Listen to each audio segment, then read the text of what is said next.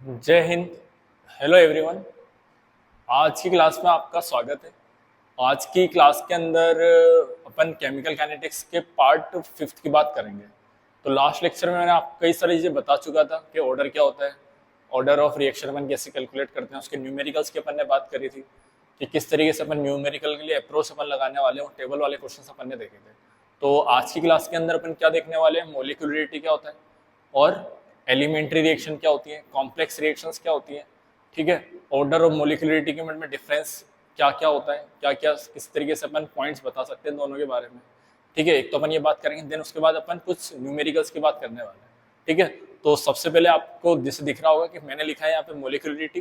तो मोलिकुलरिटी कैसे अपन कैलकुलेट करते हैं किसी भी केमिकल रिएक्शन के अंदर, उसकी अपन बात करते हैं।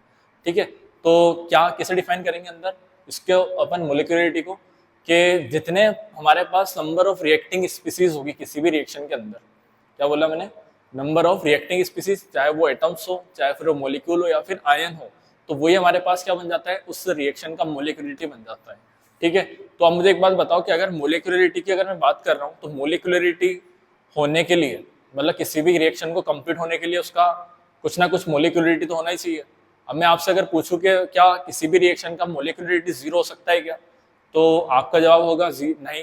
क्यों नहीं होगा? क्योंकि मोलिकुलरिटी अगर आपने जीरो कर दिया तो रिएक्शन कभी होगी ही नहीं, कंप्लीट ही नहीं होगी, है ना। अगर आपने जीरो किसी भी मोलिक्यूल लिया, आपने जीरो मोलिक्यूल लिया, तो किसी जीरो मोलिक्यूल से आप कुछ बना सकते हो क्या? नहीं बना सकते। कोई जीरो एटम लिया तो उससे कुछ बना सकते हो क्या?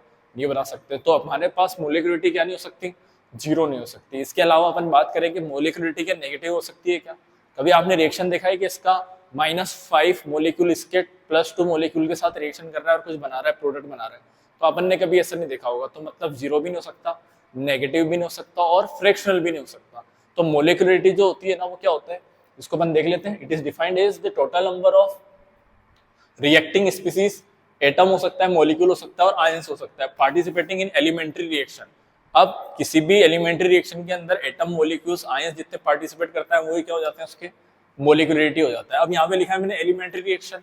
अब एलिमेंट्री रिएक्शन वो होती है जो सिंगल स्टेप के अंदर कंप्लीट हो जाती है। ऐसी रिएक्शन जो सिंगल स्टेप के अंदर कंप्लीट हो जाती है उसको अपन बोलेंगे क्या, एलिमेंट्री रिएक्शन। आगे चल के मैं आपको और बताऊंगा कॉम्प्लेक्स रिएक्शन। कॉम्प्लेक्स रिएक्शन क्या होती है, reaction those complete in multiple step, जो मल्टी स्टेप के अंदर हो, टू और मोर देन टू स्टेप के अंदर कंप्लीट होती है, तो उसको अपन क्या बोलने वाले हैं, कॉम्प्लेक्स रिएक्शन बोलने वाले हैं। इसके अलावा एक डेफिनेशन और मैं आपके लिए लेकर आया हूं जो बड़ी इंपॉर्टेंट डेफिनेशन होती है। It is defined as the total number of reacting species that must collide with one another simultaneously to form product, है ना। क्या हो जाएगा, प्रोडक्ट को फॉर्म करने के लिए हमारे पास क्या होते हैं, मोलिक्यूल, है ना, साइमल्टेनियसली क्या करते हैं, कोलिजन करते हैं, कोलाइड होते हैं एक दूसरे के साथ। देन उसके बाद कोलिजन के बाद वो किसके अंदर कन्वर्ट होते हैं, प्रोडक्ट के अंदर कन्वर्ट होते हैं। जैसे मैं बोल दूं H2 का मोलिक्यूल O2 के साथ रिएक्शन करता है, H2 का मोलिक्यूल O2 के साथ अगर रिएक्शन कर रहा है तो वहां पे H2 का मोलिक्यूल होगा, O2 का मोलिक्यूल होगा, वो कंबाइन होंगे, कोलिजन करेंगे एक दूसरे के साथ। देन उसके बाद किसका फॉर्मेशन करेंगे, वाटर के मोलिक्यूल का फॉर्मेशन करेंगे। तो साइमल्टेनियसली क्या होना चाहिए, वहां पे कोलिजन होना चाहिए या कोलाइड वहां पे हमारे पास होना चाहिए। जैसे मैं बात करूं कि किस तरीके से मैं बोलूं कि हमारे पास कोई एक मोलिक्यूल इस तरीके से आ रहा है, एक मोलिक्यूल इस तरीके से आ रहा है, और ये इस तरीके से, और एक इस तरीके से, ये 1 2 3 4, तो हमारे पास 4 मोलिक्यूल है, 4 मोलिक्यूल है। अब मैं इनकी बात करूं कि ये वाले मोलिक्यूल ने 2 और 4 वाले मोलिक्यूल से कोलिजन करा, इसने 2 और 3 से करा, इस 2 ने 1 और 3 से करा, लेकिन ये 2 वाला 4 के साथ कोलिजन नहीं कर पा रहा, साइमल्टेनियसली एक ही टाइम पे कोलिजन नहीं कर पा रहा। तो अपन ऐसा बोल सकते हैं कि यहाँ पे अगर कोलिजन प्रॉपरली नहीं हो पा रहा, कंप्लीटली नहीं हो पा रहा, तो ये क्या कभी प्रोडक्ट बना पाएंगे क्या, नहीं बना सकते। क्या अपन दो मोलिक्यूल को क्या करा सकते हैं, क्या करा सकते हैं अपन, कोलिजन करा सकते हैं क्या दो मोलिक्यूल का? हाँ, तो फर्स्ट सेकंड के साथ क्या करेगा, कंबाइन होगा, या अपन कोलिजन करवाएंगे तो किसका प्रोडक्ट का फॉर्मेशन कर देगा वो। क्या 3 मोलिक्यूल का अपन एक साथ कोलिजन करा सकते हैं क्या? बिल्कुल करा सकते हैं। ये फर्स्ट वाला इधर से आया, ठीक है, और एक हमारे पास सेकंड वाला इधर से आएगा, और एक थर्ड वाला इधर से आएगा। तो ये क्या करेंगे, एक टाइम के आने के बाद यहाँ पे क्या कर देंगे, एक दूसरे के साथ साइमल्टेनियसली कोलिजन कर जाएंगे। तो ये 1 2 और ये 3, तो कोलिजन करने के बाद किसके अंदर कन्वर्ट हो जाएंगे, प्रोडक्ट के अंदर। मतलब मैं ऐसा बोल सकता हूँ कि अगर हमारे पास क्या आ रहा है, मोलिकुलरिटी 3 से ज्यादा है, तो वो रिएक्शन होगी तो सही, लेकिन बहुत रेयर केस में होगी। वो कैसा रहेगा, रिएक्शन का प्रोसेस कैसा रहेगा, वेरी स्लो प्रोसेस रहेगा, क्योंकि हमारे पास साइमल्टेनियसली एक दूसरे के साथ कोलिजन नहीं कर पाते। तो वो रिएक्शन भी बड़ी रेयर होंगी और वहां पे वो उसकी स्पीड या उसका रेट अपन बोल सकते हैं कि वो क्या रहने वाला है, बड़ा स्लो रहने वाला है।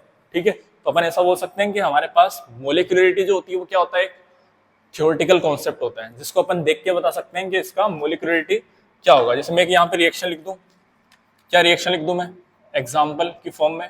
फर्स्ट एग्जाम्पल अगर मैं लिखूं, PCl5 किसके अंदर डिकम्पोज होता है, PCl3 प्लस Cl2 के अंदर डिकम्पोज होता है। सेकेंड में एग्जाम्पल लिख दूं, 2HI किसके अंदर कन्वर्ट होता है, H2 प्लस I2 के अंदर कन्वर्ट होता है। थर्ड रिएक्शन में लिख दूं, 2SO2 plus O2 gives 2SO3। अगर मैं ऐसा लिख दूं तो अब इसकी अगर मैं आपसे पूछ लूँ कि मोलिकुलरिटी क्या क्या होगी, है ना, इनकी मोलिकुलरिटी क्या होगी, तो मैं बता सकता हूँ क्या क्या मोलिकुलरिटी होगी इसकी। अगर हमारे पास आप देखोगे तो रिएक्टिंग स्पीसीज रिएक्टेंट साइड कितने हैं हमारे पास, ओनली 1 है, तो ये इसकी मोलिकुलरिटी कितनी हो जाएगी, 1 मोलिकुलरिटी हो जाएगी। तो इसको अपन बोलेंगे यूनिमोलिकुलर। क्या बोलने वाले हैं इसको अपन, यूनिमोलिकुलर। ठीक है, यहाँ पे कितने मोलिक्यूल हैं, HI के 2 मोलिक्यूल हैं, तो इसकी मोलिकुलरिटी कितनी हो जाएगी, 2। तो इसको अपन बोलेंगे बायोमोलिकुलर या डायमोलिकुलर। इसको अपन किस नाम से बोलेंगे, डायमोलिकुलर या फिर बायोमोलिकुलर। यहाँ पे SO2 के 2 मोलिक्यूल है और O2 का 1 मोलिक्यूल है, तो इसको अपन बोलेंगे ट्राइमोलिकुलर या फिर टर्मोलिकुलर। ठीक है, ट्राइमोलिकुलर बोल देंगे या फिर टर्मोलिकुलर बोल देंगे। तो ये था हमारे पास कौन सा वाला पार्ट, मोलिकुलरिटी वाला, जिसके अंदर अपन ने देखा क्या क्या कि हमारे पास 3 से ज्यादा अगर हमारे मोलिकुलरिटी आ रही है तो वहां पे वो रिएक्शन रेयर होगी और बड़ी स्लो स्टेप के अंदर होगी वो। ठीक है, इसके अलावा अपन ने बोला कि थ्योरेटिकल कॉन्सेप्ट है, देख के बता सकते हैं अपन कि इसकी मोलिकुलरिटी क्या होगी। ओनली आपने देखा रिएक्शन को बता दिया कि यूनिमोलिकुलर है। इस रिएक्शन के अंदर आपने देखा कि यहाँ पे 2 मोलिक्यूल है तो ये बायोमोलिकुलर है। इधर 2 + 1 3 हो जाएगा तो ट्राइमोलिकुलर है। अगर मेरे पास इधर 3 और इधर 3 आ जाए तो 6 हो जाएगा मोलिकुलरिटी। तो हमारे पास क्या बढ़ते जाएंगे, हमारे पास मोलिक्यूल बढ़ते जाएंगे और मोलिक्यूल बढ़ते जाएंगे तो उसका रेट स्लो होगा, रिएक्शन तो होगी लेकिन स्लो स्टेप के अंदर होगा या स्लो प्रोसेस होगा वो। आइए मेरी बात समझ में। ठीक है, तो ये था हमारे पास क्या, मोलिकुलरिटी। आगे समझाने वाला हूँ कि एलिमेंट्री रिएक्शन क्या होता है। तो एलिमेंट्री रिएक्शन जैसा आप देख सकते हैं कि एलिमेंट्री रिएक्शन वो होती है जो ओनली सिंगल स्टेप के अंदर कंप्लीट हो जाए। तो मैंने यहाँ पे लिखा है those reaction which complete in single step. एक स्टेप के अंदर अगर कंप्लीट हो जाती है तो कौन सी रिएक्शन बन जाएगा हमारे पास स्टूडेंट, एलिमेंट्री रिएक्शन बन जाएगा। ठीक है, तो इसको अपन सिंगल स्टेप रिएक्शन भी बोलते हैं, सिंपल रिएक्शन भी बोलते हैं और एलिमेंट्री रिएक्शन भी अपन इसको बोलने वाले हैं। तो मैंने एक एग्जाम्पल लिया है A+2B gives C। तो इसका अगर मैं रेट लो लिखूं तो रेट लो कैसे लिखेंगे, R = K A⁴ और B⁴ मतलब A का कंसंट्रेशन है और यहाँ पे B का कंसंट्रेशन है, यहाँ पे 2 है और इधर 1 है। तो अगर मैं बोलूं कि इसका ऑर्डर कितना होगा, तो इस रिएक्शन का ऑर्डर आ रहा है हमारे पास कितना, 3 आ रहा है। और मोलिकुलरिटी अगर मैं आपसे पूछ लूं, एलिमेंट्री रिएक्शन है तो इसका मोलिक्यूल 1 है और इसका 2 मोलिक्यूल है, तो मोलिकुलरिटी कितनी आ जाएगी हमारे पास यहाँ पे, मोलिकुलरिटी आ गई हमारे पास यहाँ पे 3। ठीक है, इसके अलावा मैं एक एग्जांपल और लूंगा। कौन सा एग्जांपल, ये H2 + I2 gives 2HI।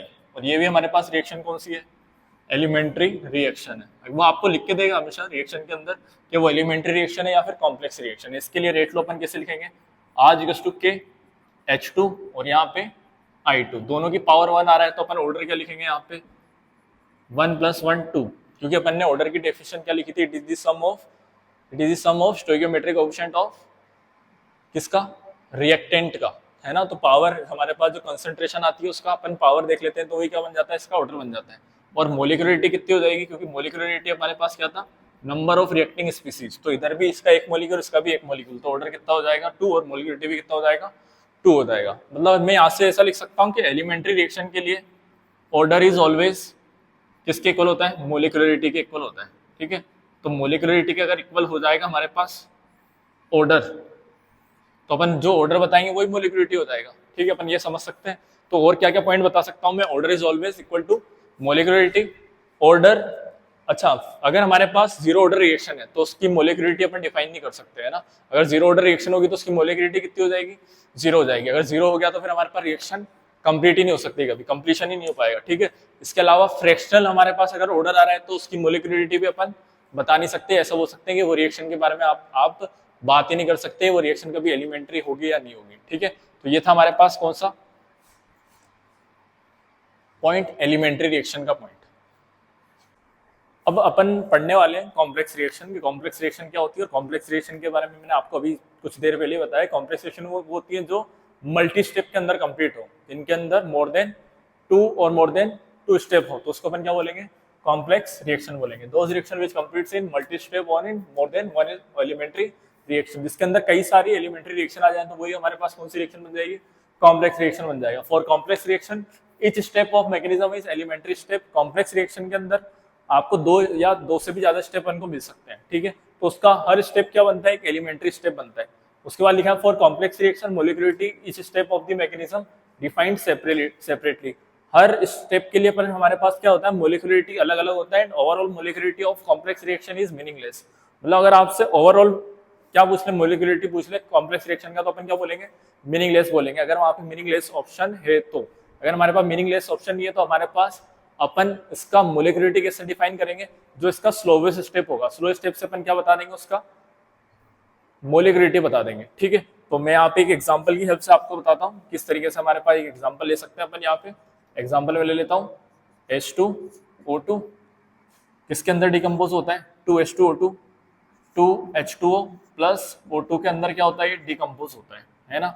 और इसका मैकेनिज्म होता है एक वेल डिफाइंड, क्या होता है, मैकेनिज्म होता है। तो मैकेनिज्म क्या होता है, फर्स्ट स्टेप के अंदर H2O2 डिकम्पोज होता है किसके अंदर, H2O के अंदर प्लस O के अंदर। इस O को अपन बोलते हैं नेसेंट ऑक्सीजन बोलते हैं, ठीक है। सेकेंड स्टेप के अंदर ये H2O2 प्लस ऑक्सीजन के साथ रिएक्शन करके क्या बनाता है, H2O बनाता है, प्लस किसको रिलीज कर देता है, यहाँ से O2 को रिलीज कर देता है, ठीक है।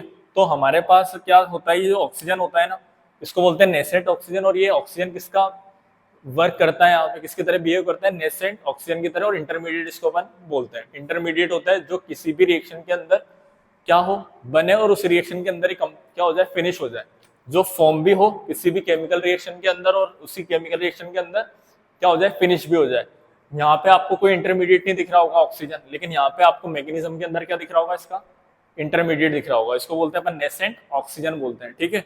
और इंटरमीडिएट तुम्हें समझ में आ गया होगा सबको कि इंटरमीडिएट वो होता है जो किसी भी केमिकल की रिएक्शन के बीच में बने और बीच में खत्म हो जाए।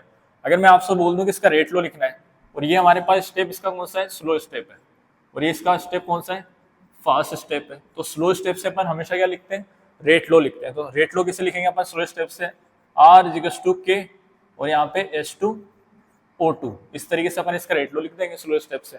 अब मैं बोलूँ कि इसका ऑर्डर कितना है, तो यहाँ पे पावर अगर हमारे पास 1 आ रही है तो ऑर्डर इसका कितना हो जाएगा, 1 हो जाएगा। अगर हम मैं पूछ लूँ इसकी मोलिकुलरिटी क्या होगी, तो मोलिकुलरिटी अगर आपसे पूछ लेता है तो मोलिकुलरिटी होने के हमारे पास दो पॉसिबिलिटी हो सकती है।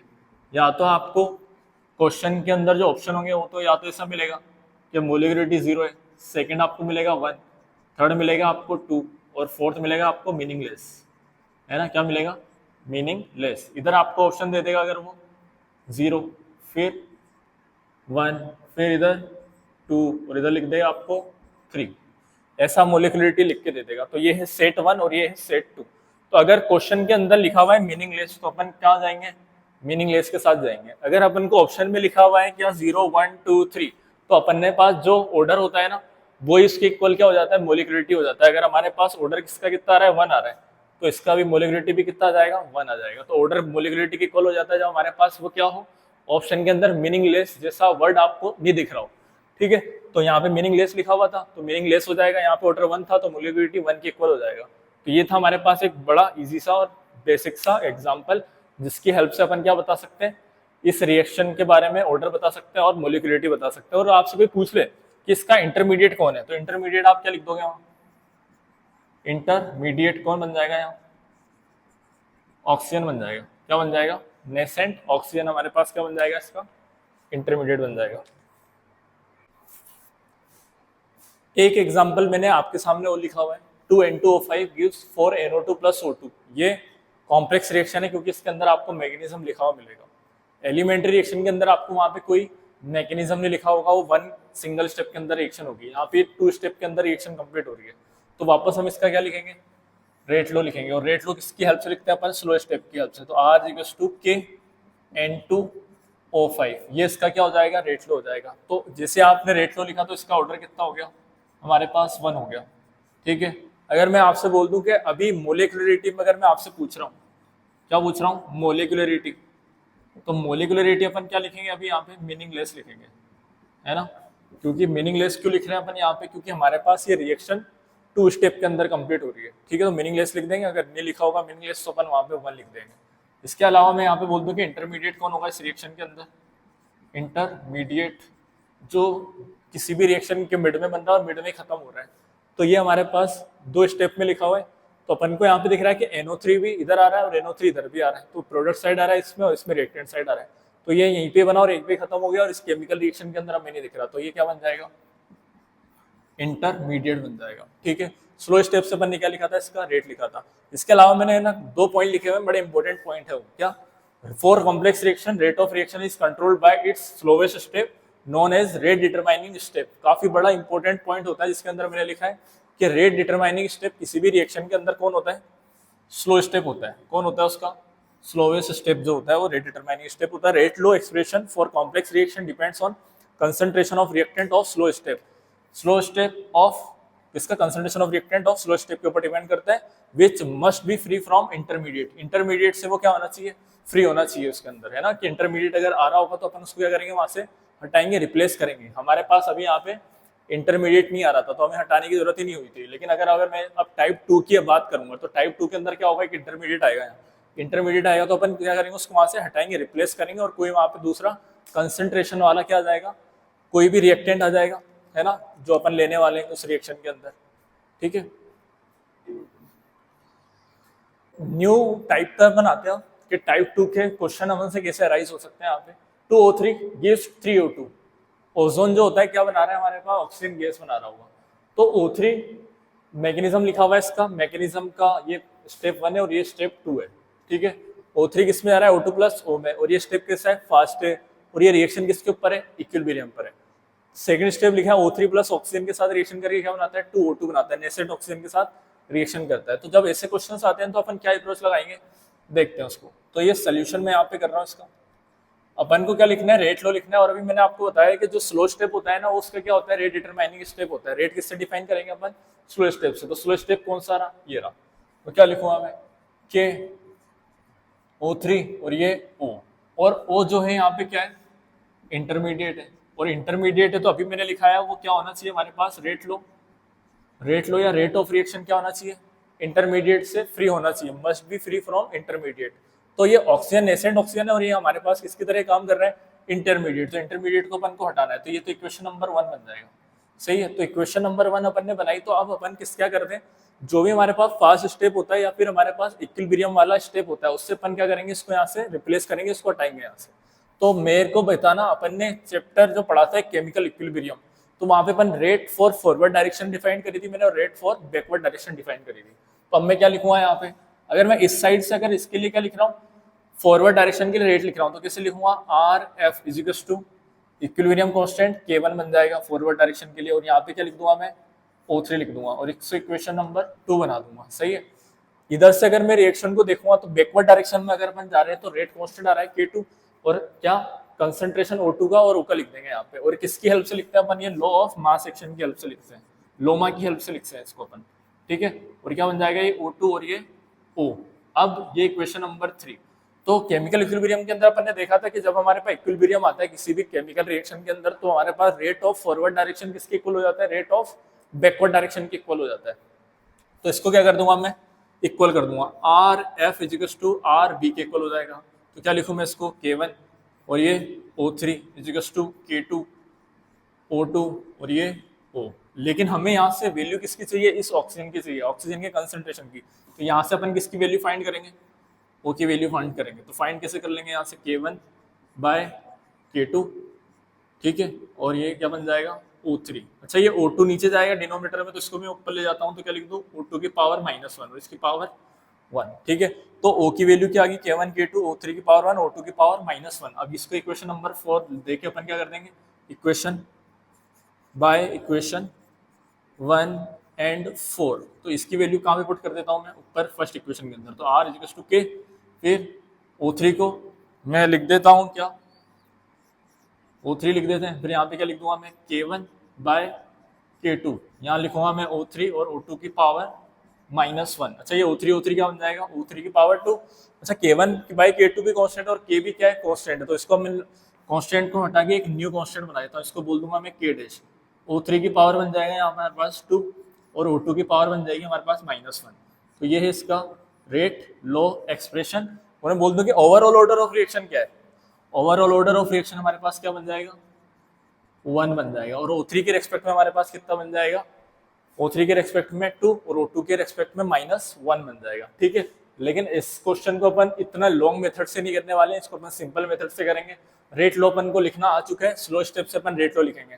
फिर जैसी नजर मेरी इस रिएक्शन के ऊपर जाएगी, फास्ट रिएक्शन के ऊपर या इक्विलिब्रियम वाली रिएक्शन के ऊपर, तो मैं क्या करूंगा, O3 इजिकल्स टू क्या कर दूंगा मैं, O2 और ये O के इक्वल कर दूंगा। फॉरवर्ड और बैकवर्ड के इक्वल कर दिया मैंने, K1 K2 को भी मैंने हटा दिया।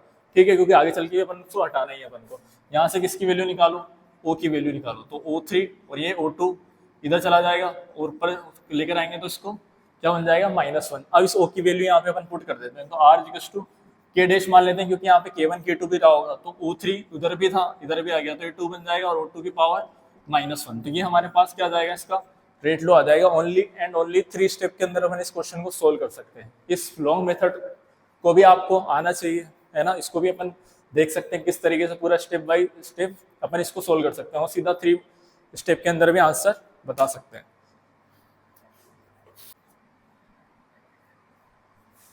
एक और क्वेश्चन मैं इसके ऊपर ले रहा हूँ, टाइप 2 के ऊपर, और इस रिएक्शन के अंदर मेरे पास 3 स्टेप है मैकेनिज्म के अंदर। और पहली वाली रिएक्शन के अंदर हमारे पास 2NO + 2H2 gives N2 + 2H2 लिखा हुआ है। ठीक है, तो अगर मैं यहाँ पे बात करूँ क्या, इंटरमीडिएट की, चलो अपन इंटरमीडिएट की बात कर लेते हैं कि इंटरमीडिएट कौन कौन है यहाँ। तो सबसे पहले अपन देखते हैं इंटरमीडिएट। इंटरमीडिएट वो होता है जो रिएक्शन के बीच में ही बन रहा है और मिड में ही खत्म हो रहा है। N2O2 दिख रहा है मुझे, तो एक तो N2O2 हो गया। ठीक है, देन फर्दर इसके बाद कुछ दिख रहा है क्या, N2O2 दिख रहा है और उसके अलावा N2O भी दिख रहा है। तो N2O भी क्या हो जाएगा हमारे पास, एक इंटरमीडिएट बन जाएगा। ठीक है, तो 2 इंटरमीडिएट दिख रहे हैं, लेकिन हमारे रेट लो के अंदर कौन आ रहा है उसको अपन देखते हैं। स्लो स्टेप हमारा कौन सा है, सेकंड स्टेप है, तो इसके लिए रेट लो किसे लिखेंगे, R equals to K N2O2 और या H2। तो अपने रेट लो के अंदर कौन आ रहा है, N2O2 आ रहा है, तो अपन को किसको रिप्लेस करना पड़ेगा, हटाना पड़ेगा, N2O2 को अपन को यहाँ से हटाना पड़ेगा। तो हमारे पास फास्ट स्टेप या फिर इक्विलिब्रियम वाली स्टेप कौन सी है, ये वाली, ये भी हमारे पास कौन सा स्टेप है, फास्ट स्टेप ही है। लेकिन इक्विलिब्रियम स्टेप से अपन इसको यहाँ से क्या करेंगे, हटाएंगे, क्योंकि यहाँ पे N2O2 आ रहा है। तो इक्विलिब्रियम स्टेप से अगर अपन हटा रहे हैं तो क्या लिखोगे, N2O2 किसके इक्वल हो जाएगा, NO की पावर कितनी, 2 के इक्वल हो जाएगा। सही है, ये सीधा मैंने क्या लिख दिया, इक्विलिब्रियम वाले RF फॉरवर्ड और RF बैकवर्ड, RF और RB के लिए, दोनों के लिए मैंने रिएक्शन को लिख दिया। अब मैं यहाँ पे क्या करूंगा, N2O2 की वैल्यू यहाँ पे जाके पुट कर दूं, तो R equals to K dash बना देता हूँ इसको, और NO की पावर 2 और यहाँ पे H2, ये हमारा हो गया रेट लो। और इसका ऑर्डर आपसे पूछ ले कि ऑर्डर क्या होगा इसका, तो ऑर्डर आप क्या लिखोगे यहाँ पे, क्या थर्ड ऑर्डर हमारे पास ये क्या हो जाएगी, रिएक्शन हो जाएगी। अब मैं आपसे पूछ रहा हूँ कि इसका मोलिकुलरिटी क्या होगा, तो पहला आपका आंसर आना चाहिए मीनिंगलेस। सही है, अगर मीनिंगलेस ऑप्शन में है तो, अगर मीनिंगलेस ऑप्शन में नहीं है तो इसका ऑर्डर किसके इक्वल हो जाएगा, मोलिकुलरिटी के इक्वल हो जाएगा। ठीक है, आई होप आप सबको ये वाला लेक्चर बिल्कुल अच्छे से समझ में आया होगा। ठीक, thank you so much everyone.